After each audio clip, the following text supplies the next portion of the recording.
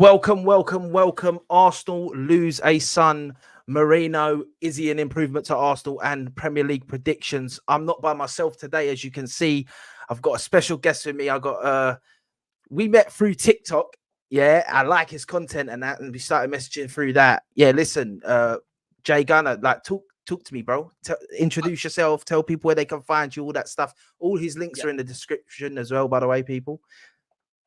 Yeah, I'm Jay Gunner 17 over on TikTok, and obviously on YouTube, I'm Jamie Waffles 30. I do predominantly have more of a following over on TikTok, but yeah, we've met through TikTok. We're both passionate Arsenal fans, and that's how it is. That's how it is, people. We've got to love our club up the Arsenal, as I always say. So there you have it, Big people. up. Right, listen, when you do this content stuff, you've got to people that do this content stuff, they're passionate about their clubs because the crap we get. Yeah, especially on TikTok, the crap I get when I do my blind rankings. Yeah, first of all, I want to just touch on this because I know you do a lot of this, like the blind rankings.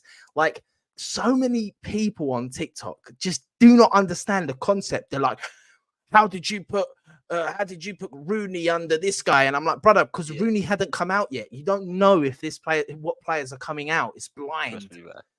But they don't. It's a blind ranking, people. Anyone who's watching this from my end, yeah, I'm telling you, bro. Yeah, I put up a Manchester United one, yeah, when it did like their best number sevens. It had 100,000 views and it had like I'd say 600 comments. The amount of comments like, how did you put this person above here? How did you do this? How did you do that, mate? What? And then they go to me, why is Bobby Charlton not there? It's like, mate, it's as a 7 ranking, the number 7s of the Premier League era. Did Bobby Charlton play in the Premier League? No, he didn't. Do you know what I mean? Like, honestly, it's hilarious, man. People on TikTok crack me up. You can never please everyone anyway. So listen, you got to be passionate because you got to listen to loads of crap and that. But listen, I never let it get to me personally. I always find it quite hilarious, to be honest. But yeah, listen, straight into how long you supported Arsenal, brother? I've supported Arsenal. I think I was put in tops when I was about 3 years old, bro. So I'm 31 now. So I've been supporting Arsenal for 27 to 28 years now, brother. So yeah, very, very long time. Nice. How about you? How long do you support the Gooners for? Listen, I probably started properly supporting them when I was 5. I'm 27 now, so about 22 years. So about 22 years. I started supporting Arsenal properly probably in about 2001. Like I was only 5, but like my dad's a diehard Gooner. So it was like through him we watched the games and that. You got pictures of me and Kits as we know when I was a little kid. Always seen it. Yeah. Everyone's seen it. The young Calafiori picture that fucking everyone seemed to fall for. Our fan base sometimes lets us down with this sort of stuff. It's shocking, isn't it? But yeah, listen, who's your favorite of all time? I know this normally with Arsenal fans, there's for me, there's only ever 2 answers that I really expect to hear. Maybe I'll hear something else from you. Favorite all-time Arsenal player? My favourite all-time Arsenal player is obviously Thierry. Always Thierry. He's the reason I started supporting Arsenal was Thierry, really. Well, predominantly, I'll let you know, look, because obviously you were talking about your father being an Arsenal fan. My big brother was an Arsenal fan. My big brother was a massive Gooner. When I was a child, when I was like 3-4 years old, I loved Alan Shearer. I had a Newcastle top with Shearer on the back, but it's just because I liked Alan Shearer. But I've always been Arsenal. My favourite player is Thierry Henry, and the 2 you're probably going to say would be Henry and Bergkamp. I'm kind of guessing, and they're my 2 favourite all-time players. But Theo Walcott does fall into the era, you know, the Emirates era where I was a teenager. I loved Theo because it was just Thierry Henry, weren't it? Number 14, that kind of retrospective of things. But yeah, Thierry Henry, brother. Yeah, that's what the 2 that you said are the 2 that I expect everyone to say. Mine's Bergkamp, and I fluctuate between Bergkamp and Henry. I like to say Bergkamp because he retired at the club. I loved him so much, like the way he played football. Like it's the same for both of them. I've got a signed picture of Bergkamp next to me here. It's funny enough, it's the picture of Bergkamp and Henry holding the Premier League, and it's signed by Bergkamp. If I could ever get it signed by Henry as well. Yes, so for me, it's them 2 as well. Obviously, like the older generation might say Tony Adams. That was before my generation, so I don't really have that part. For me, of the modern era, it's a bit hard because we got snaked a lot of the time, man. Like for me, there was always like, because if he had never snaked us like that, I'd be sitting here and saying like an Alexis Sanchez is someone I really loved, man. But he went and ruined it by joining Man United. For me, you can't join Man United and be one of my favorite like all times. No chance, brother. No chance. You know, like I don't even forgive Cesc Fabregas for the way he joined Barcelona, bruv, let alone that. Yeah, when they were putting the football top United. and that on him.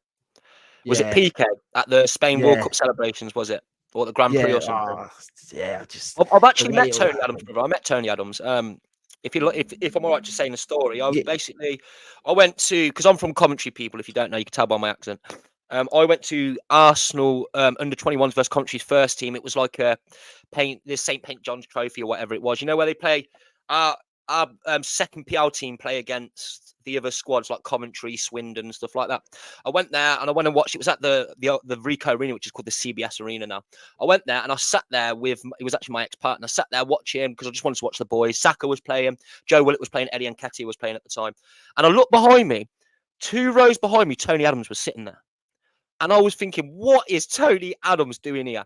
So I've gone for a beer at half time, and he's there, and he's gone into the toilet. I'm like, I don't care if he's going for a wee. I'm going to go chat to him. So I went in there, started talking to him while he's having a wee. So I'm standing there having a wee with Tony Adams, just chatting to him. I was singing to him, like he was walking up to the stands, and I was going, "There's only one Tony Adams," just singing to him, bro. yeah, Tony bro. Adams. But he was at Yeah, Arsenal what? under 21s, so Yeah, it's yeah. it was He great. loves the club, don't he? Yeah, He's a proper gooner. yeah, Him and Ian Wright, proper gooners. Like, yeah. although there was all that Ian Wright stuff, listen, he's always a gooner. He loves Arsenal. Of course. But yeah, listen, I've met a few Arsenal players. I've met obviously Charlie George. I've met who else have I met? Who else have I met? I've met some of the older. I haven't met loads. I've met Aaron Ramsey. I like Yeah, Aaron Ramsey. He's another I like one for Aaron me Ramsey that too. has a soft spot for me in my heart, Yeah. and stuff like that. But I've met my favorite footballer, arguably Maldini. I've managed to meet him Oh, before. Yeah, Maldini, brother. yeah, I managed to meet him. Obviously, as an Italian, he's the goat for me. Like, I met him Yeah, I met him at the Emirates. It was Arsenal legends versus AC Milan legends a few yeah, about probably, I think it was about 5 years ago. And yeah, listen, they were coming. I met Desai. I met yeah, Petit Perez. But when I mate. met them, it was like that. I met Rio Ferdinand when I worked at Arsenal. I got in the lift with Rio Ferdinand. One time I was meant to go into the lift, but I didn't. One of my mates went, and he ended up getting in with Thierry Henry, and I was fucking Oh gutted, man. no. Yeah. I bet you Oh, still I've have met nightmares Bergkamp about as that well. now. I've met Yeah, still Bergkamp as well when nightmares. I was a kid. Yeah. Oh, bro, listen, to meet Thierry Henry and that, like, even when I've met Bergkamp, but I was young. Like, it's not the Yeah, same. If I met him now, I'd be even more gassed, you know. yeah. It'd be But yeah, more. listen, It's that aura, isn't it? It's that you'd be in yeah. awe. But talking of Arsenal, this is a great segue because talking about people, the Arsenal, like the Tony Adams and stuff, Yeah, we've lost one of our own this week, man. It's a bit have you? sad for me. I don't know Yeah, about you personally, a bit sad. Smith Rowe has left. He's joined Fulham. It's pretty much official now. The pictures released earlier of him like arriving there and that he's done his medical, all that stuff. How do you feel about that, man? How do you feel about Smith Rowe leaving? it is sad, brother. It is sad because he is one of our own. Like we always say, he is one of our own. But I think it's the best thing for all parties involved. Um, the last 2 seasons, he's barely played. He's barely touched a football. I don't think he's scored in 2 seasons, bro. I don't think he's scored in 2 seasons. I love him. I want him to be part of this football club because ESR is Arsenal. He's Hale End. But at the end of the day, it's 34 million pound. What's 27 million and 7 million in add-ons, and that's all our money because it's a homegrown talent necessarily. And I think the best thing for him, because I love Arsenal Football Club, but I do love ESR as well. I love him as a footballer. And I think the best thing for him for his career was to move. And that's just being completely honest. Like, I'm upset that he's gone, but it's the best thing for ESR and it's the best thing for Arsenal Football Club because now Ethan and Wanyeri can come through and play in that position. I think he's going to take up the minutes that ESR had the previous season. What about you, brother? Yeah, listen, I echo what you say actually quite a lot. Listen, I love ESR. I think he got really unlucky.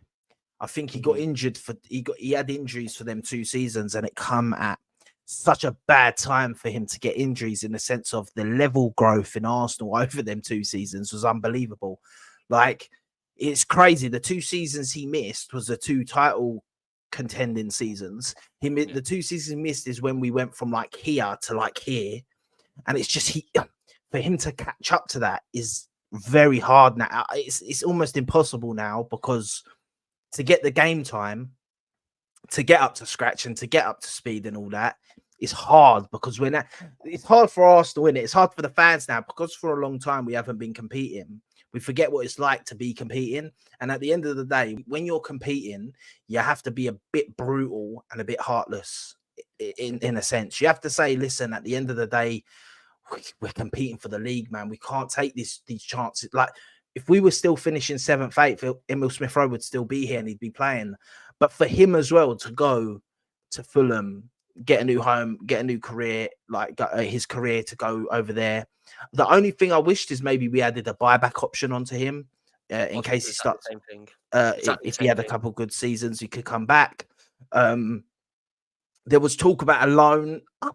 I weren't sure about a loan. I guess I wouldn't have been against the loan for a season, try and get him back up to speed. But then it's like, as you said, when Yeri's coming through and he looks like an absolute baller, and it's like he's going to take all their minutes from Smith Rowe. And I think he would have taken them from Smith Rowe. So there almost ain't a place for him anymore. We also felt with Odegaard being so good, that number 10's locked off, right? Yeah, 100%. The thing, Smith Rowe can't do any, in my opinion, there's nothing Smith Rowe could have done to get into that number 10 over Odegaard. On the left, he can play on the left or he can play maybe Z8, but it's hard when you're competing because the risks ain't going to get taken. So I agree with you. I think all parties, it was probably best to do this. It's just sad that it didn't work out. It's sad we've lost the song. Yeah. The way him and Saka come through together, and you could just think, right, these two are the future, and it ends up only now being Saka. I feel bad for Smith Rowe as well, man, because I see them pictures. I know it's only pictures, but of him arriving at Fulham and that, and he just seems sad. Yeah, you know. So you could tell with him, bro. He did want to stay. He did. Remember about a season? It was last season, weren't it? When he was talking about he always wanted to. He wants to be at Arsenal for the rest of his career. But the one thing I do say as well, bro, is that when he was when he came through that breakout season in 21 to 22 season, when we finished 5th, where we didn't make the top 4, that was his best season in an Arsenal shirt. He played on the left-hand side, and then since we've moved past that, we've played with explosive left wingers. That's what Martinelli is, and that's what Bukayo Saka is. They're both explosive. They get out their man, and Smith Rowe just ain't that player. And I think that's what we've moved to wingers that are explosive, and Smith Rowe can't play in that position no more because Mikel Arteta has moved past that. I think he's good enough for a Europa League squad, for a fighting for Europe squad, but I don't think he's good enough for a title winning squad, and that's my opinion, brother. Yeah, no, I listen. I agree. I think he's got the potential to be, but we see how it goes sometimes with these players. Like, they look really good one season, the next season they're not as good, and you think, is it? And that's why I'm not too fussed about some of these youngsters leaving the club. Obviously that is it Dewsbury that's left and gone Brighton. He's a good looking, like he looks good, but we're past that, bro. Like, he don't get into the squad. Like, I'll be honest, we're looking to sign a winger like Nico Williams or like Sane or something. So these are all levels above him. The one that did hurt a bit, I've got to be real, is that Obi Martin. 100%. That hurt, but like at the same time, it's like, I also said to my mate, yes, he looks really good. Yes, it could be a big loss, but at the same time, we can't promise him the world because, bro, we see Eddie Nketiah. Eddie Nketiah used to bag goals. This guy's bagging goals for the under-21s and that, right? Yeah. I get he's 16 and that. Eddie Nketiah was doing this, and then he come to Arsenal, and then he hasn't done it for the first team. So we never know, innit? It just hurts that he went Man United. I think I would have been better if he'd gone to a Bayern or a Dortmund. They doubled his wages. Yeah, they doubled his wages, and they've basically come out and said he's the third choice striker as well, which means that it's Højlund, Xerxes, and him. Whereas we have Jesus, Havertz, and I'm pretty sure when Eddie goes, we're going to be signing another one. So he wouldn't be even top 3. So listen, he just wanted to go. There's not much we can do about that. That's why I don't hold the club accountable. We offered him a good contract. We can't offer him all that money. We're not Manchester United with wages. But listen, talking of new signings, Merino. There's a lot of talk that Merino is going to be done hopefully next week at some point. Apparently personal terms have been agreed, and it's just now dealing with a fee with Real Sociedad. But apparently Arsenal have come out and said they're not worried about that. They're just trying to get the cheapest possible deal. But they know that even the max that they've actually asked for we're willing to pay. We're just seeing what we can do with it. What do you think about that signing? Are you happy with that signing? Yeah. Would you go for something different or? I'm extremely happy with it. I'm extremely happy. And the good thing about him is, people will always keep saying we didn't have that Granit Xhaka replacement. There it is. There's that Granit Xhaka replacement, left-footed. He can play. He can play as the 8. He can play as a 6.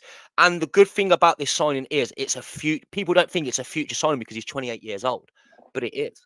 This is a 28-year-old player, yeah. And then once he starts hitting 30, we've got Ethan and Wanyeri in the background who can come on through.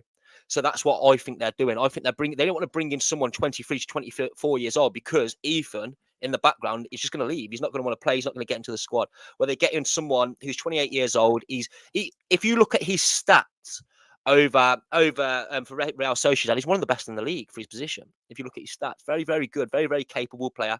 It's a smart acquisition. That's what that is. We need to be smart now because the thing is with Arsenal Football Club right now, brother, is we can't go out there like Manchester United. They can go, we can go get this player, because they need to improve their squad drastically. We don't need to. We need to plug a few little holes here and there. Left back, which we have done with Calafiori, and then obviously the centre midfield, the 8 to 6 role. We can plug that, and a winger and a forward and a striker. That's what we need to do. And if we want to go in for a big striker or a big, this big signing of a winger or a striker, we need to have a lesser midfielder who's capable and who can take us to that next level, which he can do, which I think he's fully capable of, brother. Yeah, listen, I actually agree. I've said it as well, the same as you. I've said that he's basically a Xhaka replacement. He's very similar to Xhaka, probably better attackingly than Xhaka, from what I've seen. But obviously, we'll have to wait and see with that one. And exactly the same with you. I think that he's a stopgap. Not stopgap's the wrong word. Let's not say that. We don't want to sign a young player because we've got our young player already there. We want someone to come in right here and now, bring experience to the squad. He comes in off the back of a Euro win. So he's just won the Euros. So he's come back off a win. He'll be perfect for Declan Rice and Odegaard in the midfield. And at the same time, it works really well because, as you said, when Wanyeri comes through a bit more, he then enters the Jorginho realm. When Jorginho then leaves us and the parties leave and the more experienced ones, the 30-year-olds and that, like Jorginho, he then becomes that player. Yeah, he now becomes the more like senior player in the team, the older guy. If not, you at 30, even if we kept him for two, 3 seasons, right? 31 years old, we could probably get back at least half of what we paid for him, looking at the fees that are being talked about, 20 million and stuff, 20 million euros, 25 million euros. I think even at 31, if he performs very well at Arsenal, you could get 10, 15 for him back, so definitely with these Spanish players. So for me, I think he's a good signing. I think he's the right signing. I think we don't need a superstar in the midfield. We don't want to pack it out with superstars. I think obviously if we signed, like, for me, I would like a Bruno Guimaraes. That would be the perfect signing for me, is a Bruno Guimaraes, but that ain't gonna happen this season anyway. So for me, he's a great signing. You plug that hole, as you said, we've plugged the left back, then we just need a winger and a striker. I said if you signed him and then obviously it's asking maybe for a lot, and then we signed the Gyökeres and Nico Williams, we've had the perfect window, in my opinion, for what we need. But listen, a couple shirt numbers have become available. I'm going to ask you this. Obviously, the number 10 has become available, and Eddie Nketiah is on his way out. We'll talk about that fee in a minute as well. Number 14 will be available. Who are you giving the number 14 and the number 10 to? I don't know who we could 14. Ideally, sorry, mate. My dog is on an absolute mad one at the moment. I don't know what she's doing. And they just get all of a sudden an energy burst out of nowhere. Yeah, she just had a mad energy burst, and she's just sprinting around the room. I don't know if you can hear it. I had to quickly mute my mic.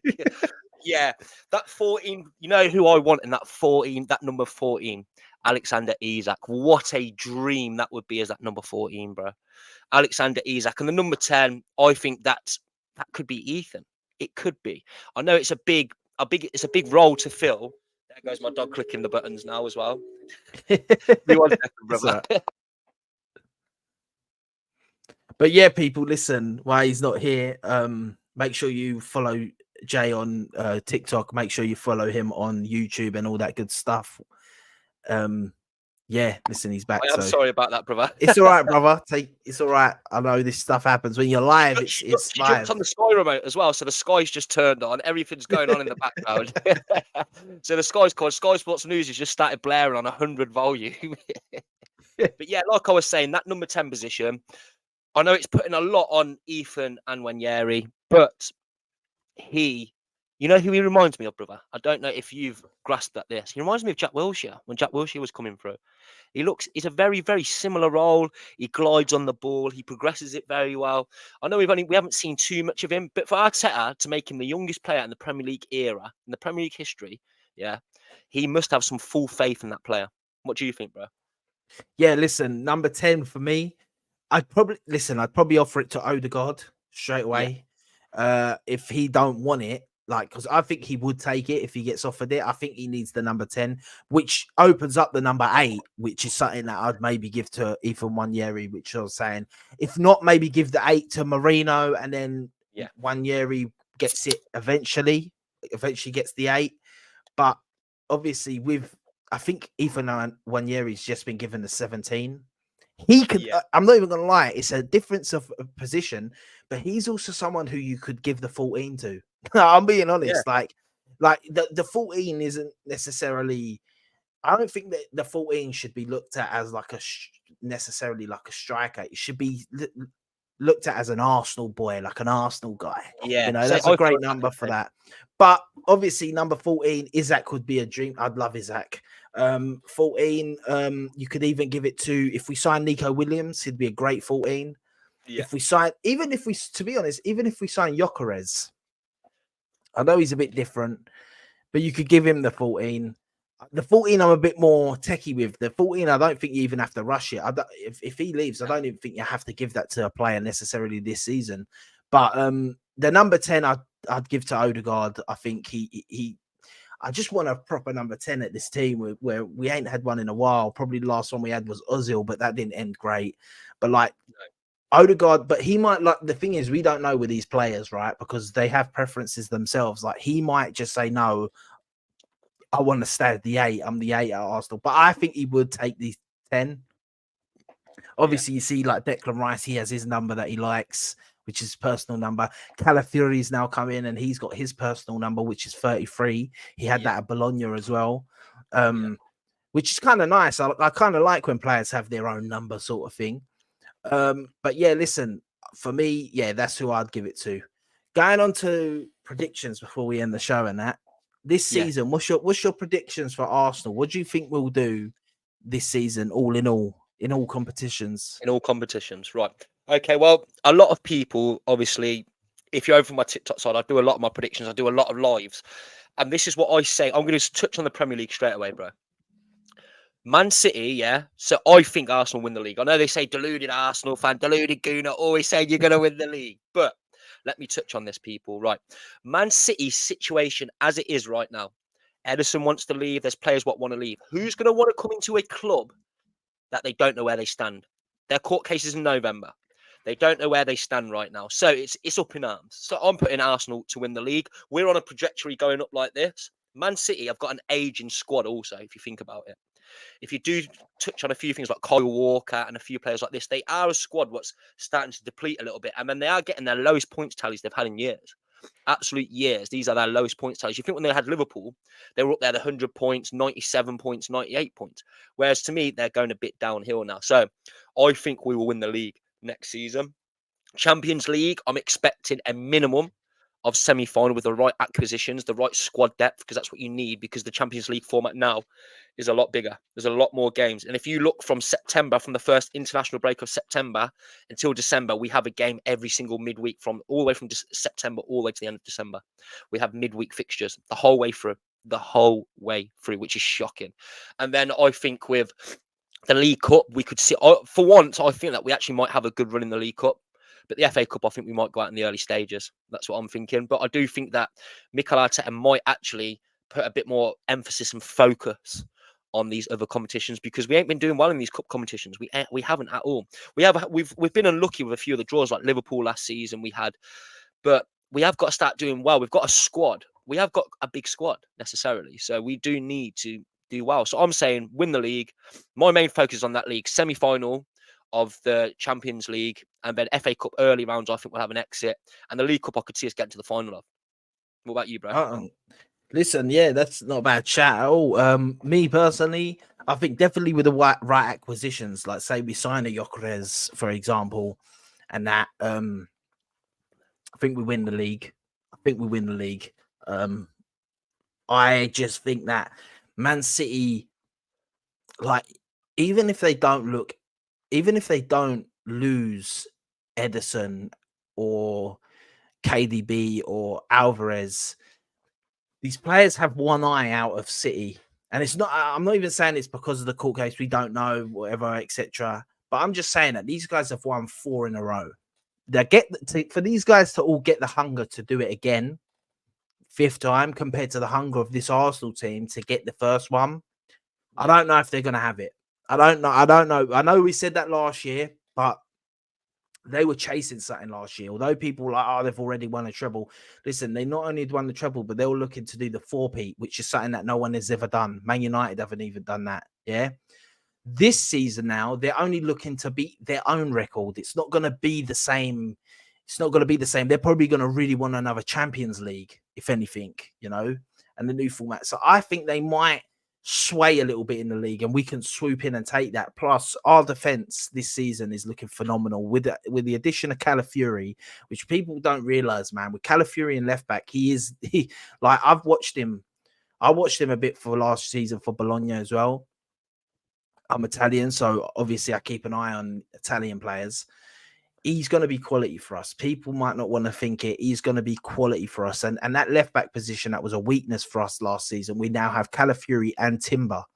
Yeah, which means, because people are forgetting Timber's basically a new signing. Our defense is stacked next season. And and that's why I actually think we're going to win the Premier League. I think we're going to win a cup as well. Yeah. I think we might do a double next season. I'll be honest. I don't know which cup it will be. Preferably the FA Cup. Just because I prefer the FA Cup. I know we ain't won the League Cup in ages. It would be quite cool to just get that one. But for me, maybe the League Cup's nice because it's a little mid-season thing if we win the league and that. But if we win the FA Cup and the league, I'll be very happy with that. And I think with the squad we have, we can easily go far in the cups, because I'm looking at that defense now. There's no drop off in defense. There's not much. Well, there is, but there's not much. Like, you can go into cup games with a defense of Calafiori, Timber centre backs, and then you can have like a Zinchenko left back or a Tomiyasu left back or Tomiyasu right back, Zinchenko left back. And now look, that's another quality back 4 in a cup game, and you haven't even had to use Saliba or Gabriel, or Ben White. And it's just like the quality in our defense now is big. The midfield, definitely these cup competitions. I think people like Namweri and stuff, Wanyeri and stuff are going to really get into them competitions and that. So I hope we can do the double. The Champions League, I'd like to get to at least the semi-finals. The thing is, the Champions League, this new format throws me a bit. So I don't know, because it confuses me of how stuff works. It'd be very cool to be the first team to ever win this new format. And to be our first Champions League, that would be amazing. I don't think we'll win the Champions League yet. I don't think we're ready yet. But listen, semi-finals would be cool. I always say it's dependent on who you get. Yeah. Because if in the quarterfinals you get a Real Madrid, and we go out narrowly to a Real Madrid, it ain't that bad, Like, look at their team this season. Let's be honest, going into this league, like, it's Real Madrid in the Champions League, and they're gonna have Mbappe, this, that, Jude Bellingham, and all that. So, always with a pinch of salt. My thing with the Champions League is, as long as we don't go out getting battered, or we don't go out to someone we should be beating, I don't mind if we don't get to the late stages. I'd love to win it, of course. I'd want to win it. I think we've got to go to win it, but that's why I don't really put boundaries. I don't really like to put too many boundaries on the Champions League where people are like, it has to be the semi-finals or it has to be the quarterfinals or something like that, just because you don't know who you're going to get. Mine is you just perform well in it and don't make yourself look like twats, But by the way, get out of the group stage, get out of the round of 16. That's 100% what you got to do. They're the two I'd say you got to do. The round of 16, because you shouldn't be coming second in your group. Therefore, you shouldn't be getting a really hard team in the round of 16. So you should be getting through that. But yeah, listen, that's my predictions for the season. Can I make a bold prediction, brother? Yeah, go on. I've said this before on my lives on TikTok, yeah, and I've said it on a couple of my pods. People say I'm absolutely delusional saying this, yeah. I think we'll win the league with 2 games to go. I think we'll win the league by 5 points. 5 points. I'm putting that out there. Clip me, people. I think we'll win the league by 5 points. And it's absolutely, I know people are going to be deluded Arsenal fan, but you know when you have that gut feeling, I have that gut feeling that this season we're going to walk it. And I don't know why I have this gut feeling, but I think it's the assurance of the defence. That's why, because defence wins your leagues. It always does. Defence will always win you a league. And we have the strongest defence in this league last season. And now with Calafiori, we're looking, mate, we're looking so good. So good. We're in some capable hands there with Mikel Arteta as well. Yeah. Listen, I would love, I hope you're right. I hope we will. For me, I'd love to be in a position where, like, we've basically done it in around February time. That would be amazing. Not that we've done it, but like, because here's the thing: when I say that, people go, "What's he talking about?" The first season when we were competing, when we actually bottled it. Yeah. If next season we get to that position and we're 8-9 points clear, we've won the league, mate. Yeah, like, I think so. This ain't that team of then. This team wins the league. If we go 8 points clear, we win the league. Honestly, I generally believe that. Yeah, that season we went 8 points clear, but we didn't have the squad yet, and we had them few injuries. Like now, if a Saliba gets injured, we ain't gonna capitulate like we did, because you got you can move, you can have a Calafiori in there, you can have a Timber in there, or you can play Timber right back, put Ben White in there. It's different. We don't have Holding and that. Yeah, and remember that season with Holding, mate. We'd be better off having Declan Rice in centre back than Holding. So yeah, like, and having Declan Rice in the team now, I think if we sign Gyökeres as well, this is me talking right now. If we sign Gyökeres, I'm fully confident in us winning the league. Yeah. I fully am. If we sign him as well, brother, because obviously I'm from Coventry. Yeah. Oh, yeah. Coventry City as well as Arsenal, because obviously people go 2 teams. I'm a massive Arsenal fan, but I do support my home side as well. So I seen Victor Gyökeres 2 seasons ago at Coventry City, and he was a baller, bro. Absolute baller. Yeah. I've seen him live in the flesh, bro. And this is what I was saying. I always say about Gyökeres. People are like, oh yeah, but Darwin Núñez, he scored loads of goals in the Portuguese league. He come and done nothing. I said, but people want to forget that Gyökeres is somewhat proven in English football. He got 27 plus goals or whatever it was for Coventry, which is in the Championship, which is a more physical league than the Premier League. So he can do it here. He can do it in England. I don't think he'd struggle to adapt to the Premier League. Yeah, the quality of players is better than the Championship, but if he can physically do it in the Championship, then he can physically do it in the Premier League. So I actually think, listen, he is my top choice as a striker over Osimhen, over Tony, over anyone. Gyökeres is my choice. I just have this feeling, and maybe it's a gut feeling. Maybe I end up being completely wrong, even if he comes to Arsenal. But I have a feeling that if he comes to Arsenal, he will be phenomenal for us. I really do think that. I think he'll be so good. He seems to suit everything we want. That's why I really hope Arsenal go and get him.